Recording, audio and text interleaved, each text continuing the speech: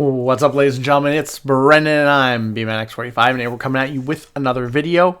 We have a review for the Mandalorian and Grogu official trailer. We looked at the teaser a couple months ago. We have the official teaser trailer. It's actually been out for a while now, 11 days ago, but I've just been super busy with Digimon content and other things going on that I just haven't had a chance to get around to responding to it, because as many of you might know, I am a big Star Wars fan. It's one of the passions that drive me. That's why I do Star Wars Legion. That's why I react to a lot of Star Wars content, and why I like doing videos about Star Wars content. So we're going to be looking into this because I loved Mandalorian season 1 and 2. I didn't really care as much for season 3. There were parts of season 3 that I actually really did like, but there were parts of season 3 that I thought were just kind of dumb. But overall I liked the Mandalorian. And I kind of wish they would have gone a different direction with it, but I'm still willing to give it a try, and hopefully that they, can find a way to bring it back to where it was in season 1 and 2. But without further ado, let's get into this. Let's watch this trailer and have a reaction on it, and do a little review. And hey, if you enjoy this type of content, be sure to smash that like button, comment down below. We love to hear your thoughts. Subscribe to the channel and hit that bell for notifications so you don't miss a single minute of fun. All right, and we'll get right into it here. And see, have to figure out the right volume so that Disney doesn't copyright strike me. I feel like they got better things to do. Never touch the button. Never learns. Never learns. I love how he's got the Razor Crest back, except it looks nice and not a piece of garbage. Whoa. For this price, I'll tell you whatever you want. I'm looking for a hot. Close for the night. Thank you. No, or not. Or not. Gangsters. Like, do they look like they're this? They look like they're like the same hut, like conjoined hut twins, but I guess they're probably just like wrapped around each other. It just looks really weird. War criminals. Long live the Empire. We'll take out every bad guy in your deck of cards. Oh, Stormtrooper or snow troopers, and hopefully it's on a snowy planet, because it doesn't really make sense if it's not. This isn't about revenge. It's always nice to see a U-wing. It's about preventing another war. Strap in.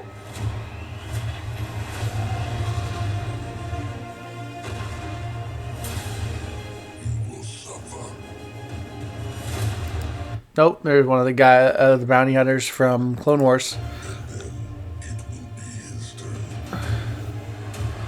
I don't remember his name. I know he's like a sharpshooter, but Before going into harm's way, check your armor.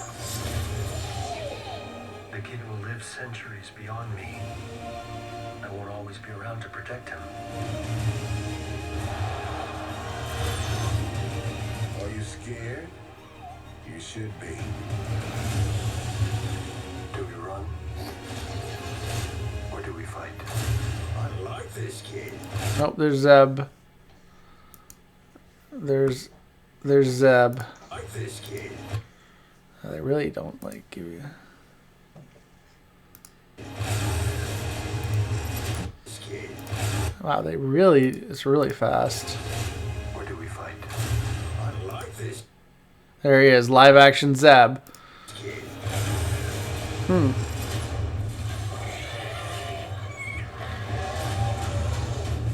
What are you waiting for? The flip.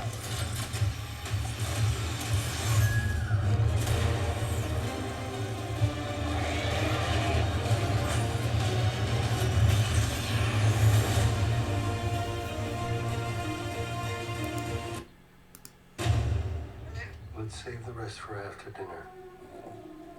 The cookie stare.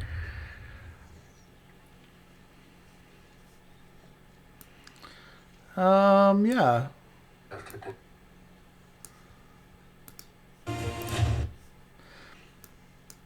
There we go. Mandalorian and Grogu. Star Wars: The Mandalorian Grogu. It looks kind of fun. I mean, it might be like a little bit of a fun movie. I'm not sure if it moves the Star Wars universe forward any. It's kind of a weird choice for like the first time that Star Wars being back in cinema. you know, it just depends what the stakes are, really. We don't know much about the stakes of, you know, what they're doing.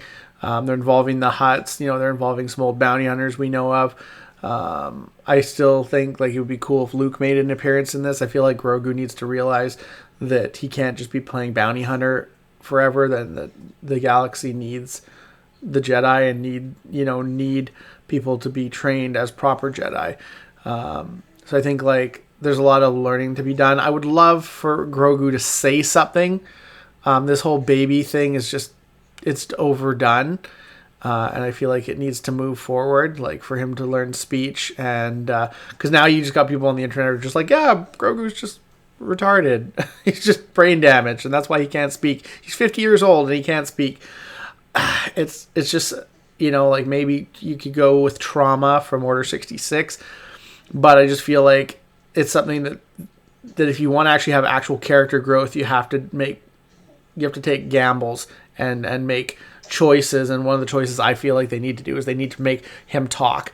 I also feel like he needs to be separated from Din Djarin. Din Djarin needs to have to be able to go on his own and learn from his experience with Grogu.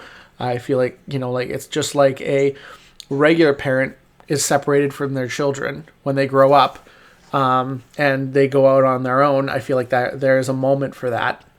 And since they brought him back, I feel like there needs to be a moment for that in the future. And to really make both characters grow. And I feel like that's the only way we're going to push this story forward and have like a good resolution to it. I would also like to see Din Djarin get more involved with Mandalorian culture and things like that. You know, like, you know, there was this kind of push that he could be the next Mandalore. Because, you know, like they say that it was really the Mythosar revealed itself to him, not Bo-Katan. But I like the idea of Bo-Katan, you know, still being the leader of Mandalore. I don't know. I have some theories and some potential like story plot points that I have for there. But, you know, we won't get into that right now because I actually have a really saucy idea for a twist that I've worked on and worked out, and all, you know, to do with kind of Dave Filoni's characters, and I thought that would be actually really interesting. But I don't know. Tell me what you guys think about all this. Tell me what you guys think about the Mandalorian Grogu trailer. What do you think? Is it going to be a good movie? Are we excited for May 22nd, which is actually my daughter's birthday, and she'll be 1 year old, so I'm actually excited because not only do I get to experience, you know, my first baby girl turning 1, but I also get to potentially go see some Star Wars maybe in the evening if I work things out right, and maybe even take my boys with me. So that would be really cool, and hopefully it'll be something, you know, I always enjoy Star Wars in the theater. I even enjoyed the sequel trilogy. It's just afterwards, being a writer myself, I'm very methodical. I kind of pick apart the story and kind of go, okay, what did I learn? What did this drive? What did this push? What did this do for this galaxy far, far away? And how did we learn more? And that's when I kind of get into a place where I'm like, okay, they failed miserably. Because you can enjoy something because of all the special effects, the CGI. You can enjoy the experience of just going to the theaters.